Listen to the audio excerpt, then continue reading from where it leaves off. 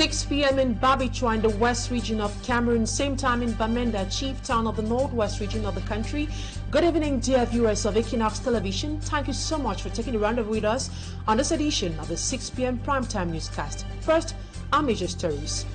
Road accidents continue claiming lives in Cameroon. At least 2 persons have died, 4 others injured, and enormous material damage incurred following a fatal road accident involving the Sokatu transportation bus today at the Valley Bisenge neighborhood right here in the city of Douala. And away from that, we'll be talking about a separatist leader based in the diaspora called Capo Daniel, who calls for an end to hostilities in the conflict northwest and southwest regions. In a press release, he states that they have lost the chances of getting the much needed international recognition of their independence, amongst other factors that motivated the struggle. Those are major stories. Stay with us for details and more.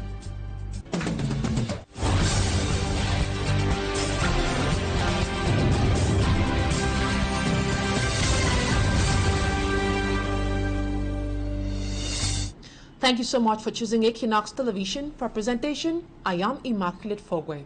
We'll begin with a sad story, as 2 persons have died and 4 others injured in an accident that occurred at the Valley Bisenge neighborhood this morning. The accident occurred after an interurban transport bus belonging to Sokatu experienced a brake failure while heading to Dokoti from Bonaberi. Several commercial motorcycles and cars were also destroyed due to this accident. Smajikan Gabriel reports from that area. A dark day for the inhabitants living around Valley Bisenge neighborhood in the Douala 1 subdivision, as 3 persons lost their lives due to an accident. A bus transporting people within the town was at the origin of the accident. A passenger narrates the incident. The car was okay until we arrived at the Wuri Bridge, where we noticed that the speed changed. It was supposed to move to Ndokoti, but at Ferrouge, it knocked 2 cars. The bus that left Bonaberi and route to Ndokoti encountered a brakes failure. From there, the bus started moving fast, unstoppable, and as it moved, it took everything in front of it away. Those of us inside started praying for safety. The bus was moving like an aeroplane. We were inside only praying for God's mercy. The commercial motorcycle beneath the bus stopped it from causing more havoc along the way. It was only when the commercial motorcycle entered under the bus that it stopped. Since the doors of the bus were blocked, we passed through the window. Informed about the incident, Littoral Regional Governor Samuel Dieudonné Ivar Dibois descended to the scene at Valley Bisenge before heading to the Lakentini Hospital, where some injured victims were admitted. The population say local authorities should remove these old buses on the way to curb such accidents. Meantime, the Sokatu Transport Agency sends its sincere condolences to the bereaved families while promising to address the problem in any time soonest.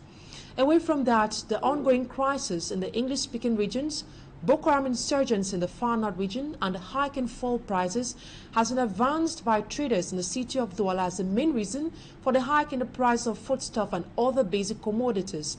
According to traders, farmers have stopped going to their farms for fear of being killed or kidnapped by those who are fighting.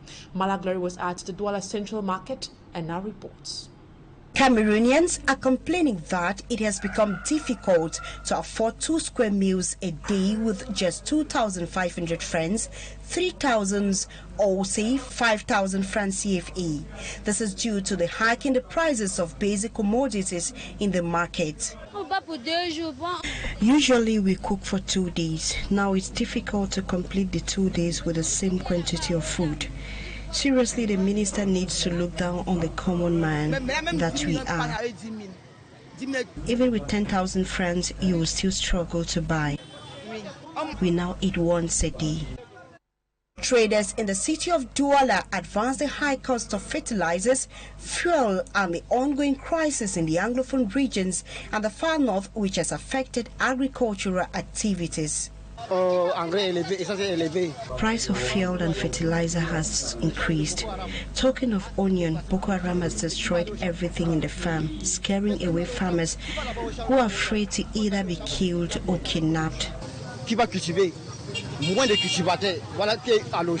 prices of foodstuff in particular have tripled, adding to other basic commodities, thus making life difficult for both traders and the consumer.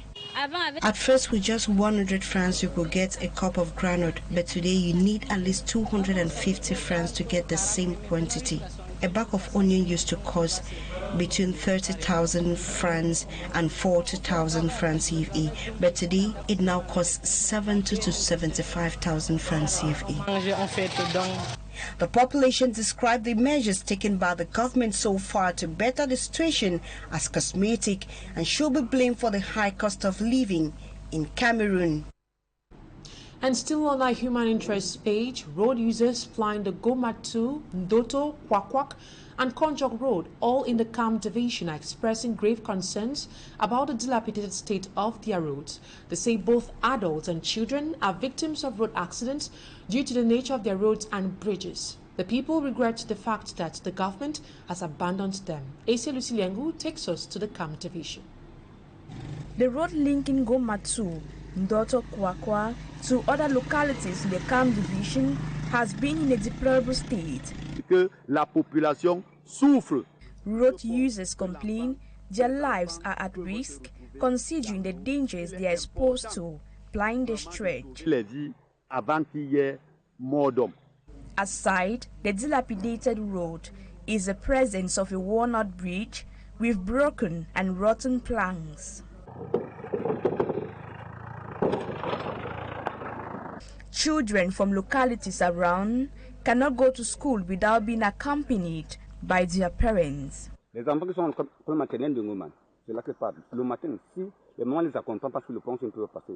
people wonder if the officials of the Konjo Council are aware or informed about their plights. We not get mairie, sometimes we get mairie. Sometimes Monsieur le Maire no. Because nothing has been done so far to rehabilitate the road. The one from Konjo, them not know say the roadway they so, the pond way they so, they must come help.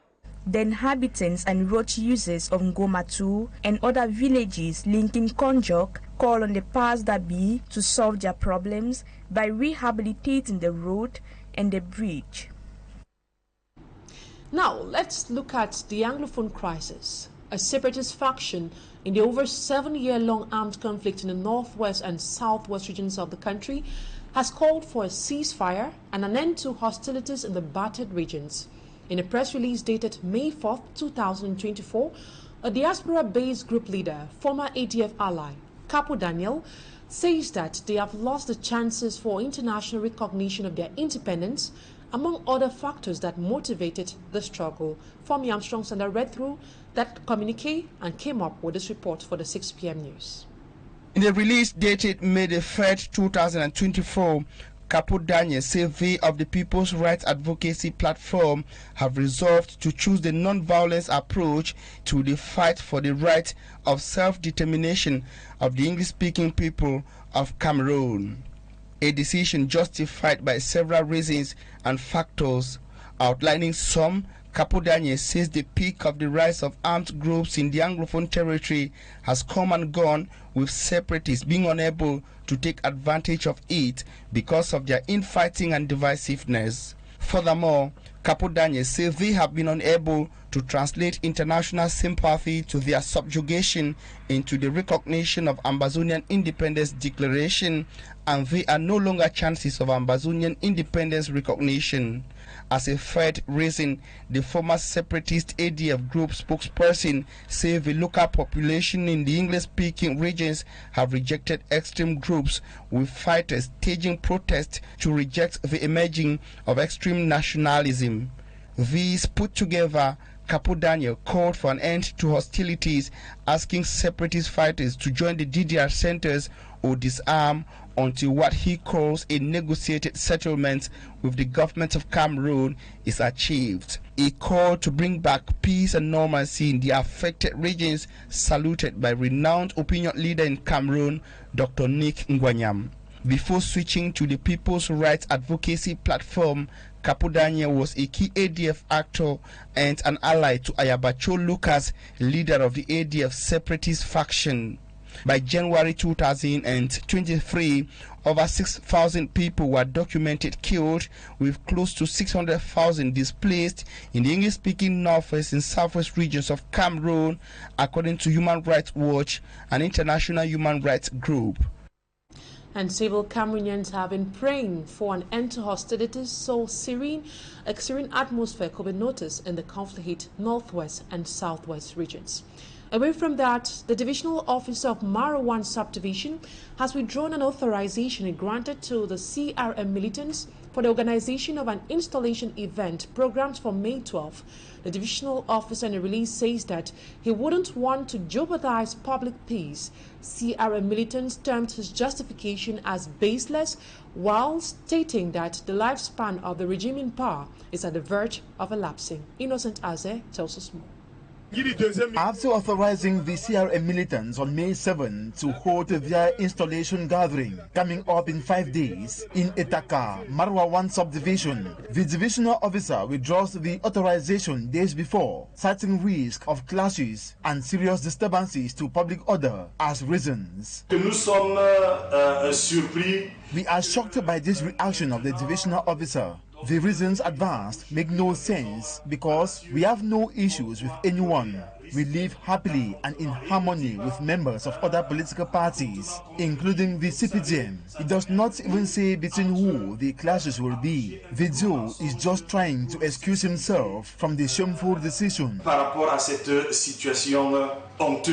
Militants of the CRM party also expressed regrets over the fact that the Eta and Kra stadia shown them by the mayor and Joe himself initially as sites where they could organize their event were now termed no-go areas. Avec beaucoup de regrets, nous constatons donc que it is with immense regret to notice that these places meant for the state, the people, have been held hostage by the CPDM party. We are not discouraged, we keep fighting. The CPDM must know that such a dictatorship will not last once the people have decided to rally massively to register on the electoral register and kick out the regime once and for all through the ballot. Mal gouverner le pays. Contacted via a telephone call, the Joe did not wish to comment on the controversy raised by the ban on the rally on May 12 that was expected to be attended by Professor Maurice Kamto. CRM activists have been called to remain attentive in a view to new programming and to continue mobilization for registration on the electoral register. And now in news out of the country, Kenya's government has begun bulldozing homes built in flood-prone areas after asking families to relocate days after the deadly floods. And in South Africa, rescue operations continue to save dozens trapped in buildings that collapsed earlier this week. Details of these stories and more with Cedric Chakutio. Kenya's government has continued the forceful eviction of people living in most of the informal settlements in Nairobi that are next to rivers. Last Tuesday, President William Ruto ordered the evacuation of all homes along the nation's waterways. The announcement came a day after a torrent of water swept away scores of people in an area some 50 kilometers east of the capital. Tensions were high in Nairobi settlements on Tuesday, with residents saying they were caught unawares despite the 48-hour directive to move lapsing 5 days ago. Ruto, we voted for you because you said you'd safeguard the poor. Now are you helping the poor or finishing them off? If you plan to finish poor people, then just bomb us all and get it done with. You're finishing us, Ruto, and you claim to be a man of God. As excavators and bulldozers pulled down structures, some residents watched helplessly as others tried to grab iron sheets, timber, and anything of value they could get their hands on. Now what are we going to do? We love our president, and that is why we supported him. He should come to our aid, because here we had no problem moving. We ask for urgent help to resettle people here who have nowhere to stay and nothing. The death toll in weeks of flooding and landslides caused by torrential rain has risen to over 200. The Interior Minister said earlier this week that 164 people are still missing. Elsewhere, rescue teams searching for dozens of construction workers missing after an apartment complex collapsed in South Africa. Firstly, doing what we call a line and hail search, so you walk through the whole area and you try and hear people, and we were actually hearing people shouting through the rubble. So that was the first point, and then the dogs come in and the dogs do a verification. Authorities say 26 workers has now been rescued from the site where the 5-story building collapsed Monday while under construction in George. An additional 40 people are believed to be still buried in the debris of concrete and metal scaffolding.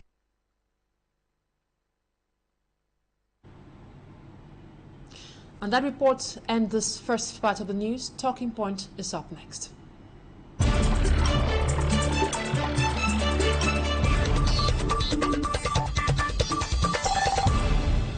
Thank you so much for staying with us. Tonight on Talking Point, we'll be discussing about the saga which is reigning between the FECAFOOT, that is the Cameroon Football Federation, and also that of the Ministry of Sport and Physical Education. As guest, I have sports journalist Henry Wana.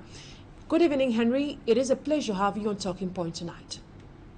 The pleasure is mine, Immaculate, and good evening to your viewers who are watching Equinoxe TV this evening. I hope that they are going to be edified as my only two-way to contribute to the development of our country, Cameroon. So, Henry, we would like to know, how can you describe what's happening between FECAFOOT and the Ministry of Sport? Can we describe it as a Cold War? Is that the appropriate definition for that? Well, describing it, if at all, a Cold War would be an appropriate description. Is the best term at the moment, which I think it has never happened before, because never have we ever seen the Minister of Sport and Physical Education and FECAFOOT authorities embark in such a tug of war on who is supposed to appoint the officials at the helm of the national team of Cameroon. Now, can you enlighten us more on the origin of this saga?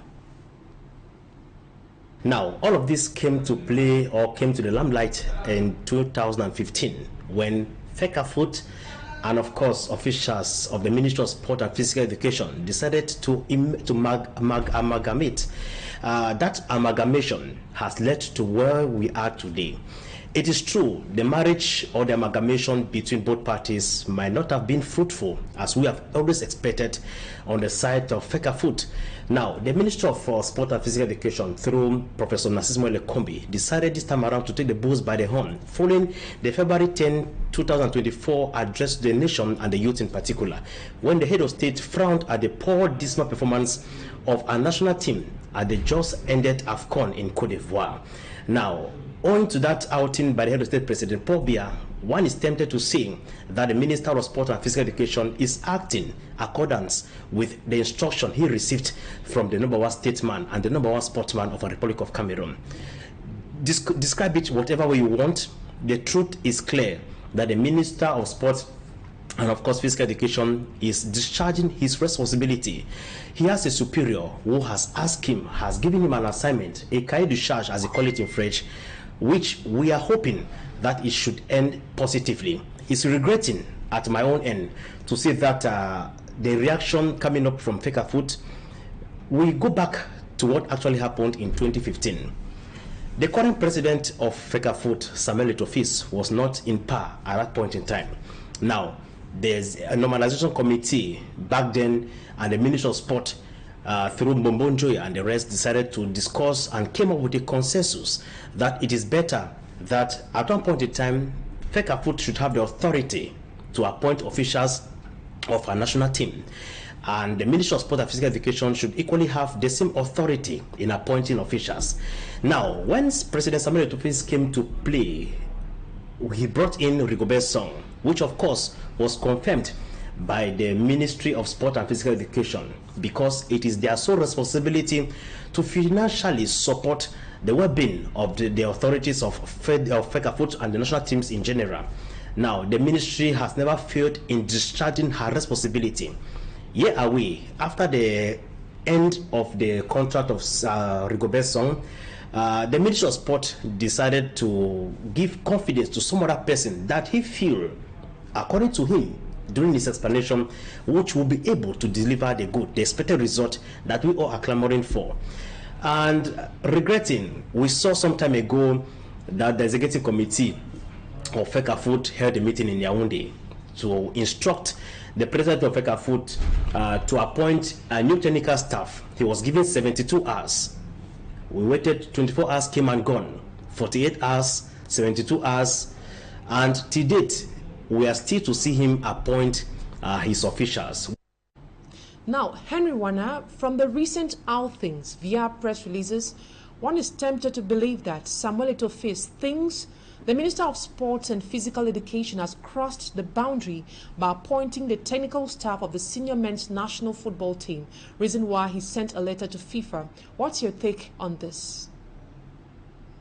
Well, at this point in time, if Samuel Eto'o feel as if the Minister of Sport and Physical Education has gone beyond his limit regarding the convention that they had, I think he should go back to consult his books, the books that he met at FECAFOOT. The Ministry of Sport and Physical Education is a doctor, is a professor at law. He masters deontology that engulfs law and its beauty. He is just acting regarding to the marriage that led to where we are today between FECAFOOT and the Ministry of Sports. So if Samuel Eto'o feel and think that the Ministry of Sports is doing that which is not right, then I am here to tell him at my own point that he's wrong. That's the simple truth. Samuel Eto'o is wrong and totally wrong. He should go back to the task that the Ministry of Sport and that of FECAFOOT signed on February 2015. Then he will get to understand where we are today. Yesterday, he made the propositions. The ministry never criticized his. Today, why should he be condemning that which is coming from the ministry? He should consult his text and then understand where he is today. Consulting the text, as you earlier mentioned, are you satisfied with FIFA's recent outing on the saga between FECAFOOT and the Ministry of Sports and Physical Education? I am not totally satisfied looking at the response given by the officials of FIFA. This is so because at one point in time they were explaining, they took their time to explain that there was a marriage between FECAFOOT and the Ministry of Sport, and they should go back to redefine the terms of it. But at this point in time, how do you expect them to go back and redefine the text of it? McBreeze and his delegation has been appointed already. They're in Cameroon. They are yet to work. That which I had expected, to my humble point of view, is for FIFA to instruct Samuel Eto'o to accept that which has been put in place today by the Minister of Sport in respect, in accordance with the clause that is signed in February 2015, so that when next they meet again, they can decide and discuss with the ministry frankly. It's true, the ministry accepted the proposal of FECAFOOT yesterday, and the result through Rigobert Song was unproductive. Let Eto'o today allow the ministry to decide, and let's see, so that tomorrow they too will not have opportunity to blame McBreeze, but then they will have the opportunity to blame the Ministry of Sport for bringing in another Belgian who was unable to deliver the expected result that Rigobert Song was unable to deliver. Henry, we would like to get your opinion on this.